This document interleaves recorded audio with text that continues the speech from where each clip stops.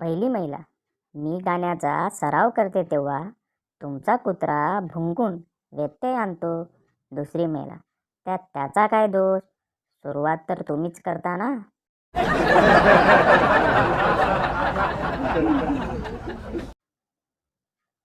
पहिली महिला. अगं माझा नवरा खूप शांत आहे, अजिबात भांडत नाही. मला तर भांडायला आवडते. काय करावे समजत नाही. तू तरी एखादी युक्ती सांग ना. दुसरी महिला. खूप सोपे आहे ग.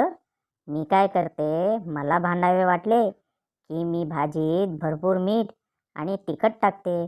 मग कसा काही भांडतो की बस.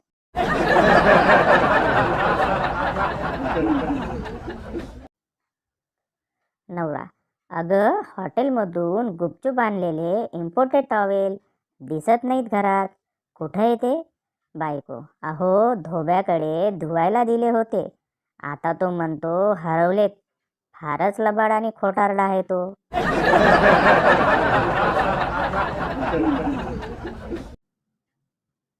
एक आदमी खड़े खड़े चाबी से अपना कान खुजा रहा था। दूसरा व्यक्ति उसे गौर से देखते हुए बोला, भाई साहब आप स्टार्ट नहीं हो रहे हो तो धक्का लगा दूं?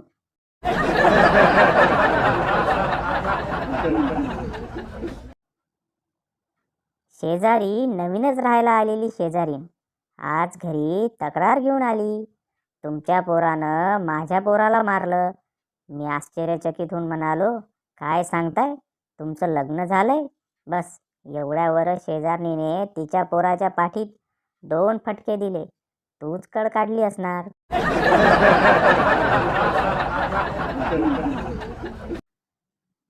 शनिवारी आणि रविवारी पृथ्वी जरा वेगानेच फिरते.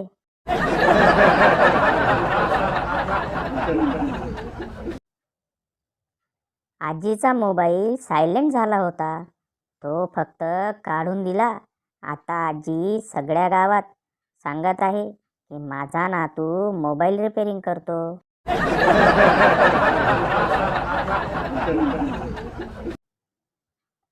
स्टेशनवर उतरल्या उतरल्या जेव्हा आपल्यासमोर 15-20 रिक्षावाले घोडका करून उभे राहतात व विचारतात, साहेब कुठे जायचं?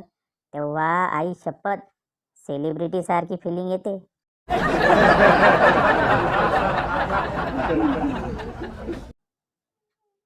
एक महिला को रात में 2 बजे उसकी छोटी बहन का फोन आया, दीदी सो रही हो क्या?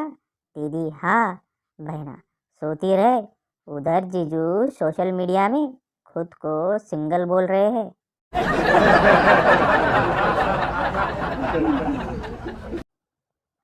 गण्या त्याच्या बायकोला घेऊन डॉक्टरजवळ गेला. डॉक्टर. कमरेवर इंजेक्शन घ्यावं लागेल. गण्याच्या बायकोचा परकडचा नाडा सुटत नसतो. डॉक्टर हातात इंजेक्शन घेऊन उभा असतो. हे बघून गण्या बोलला, साली हे रोजचंच आहे, घरी पण हेच रडगाणं असतं.